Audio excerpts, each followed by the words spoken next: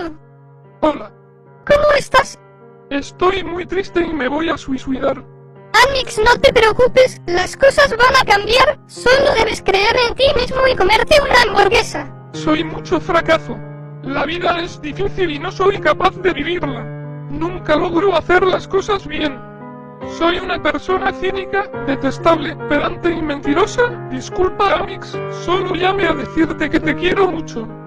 Como dije, en veces solo necesitas comerte una hamburguesa y seguir adelante. No eres nada de eso, eres una persona estupenda, con muchas virtudes y errores como cualquier humano. Te quiero mucho y piensa mejor las cosas. Amix, contesta, Amix.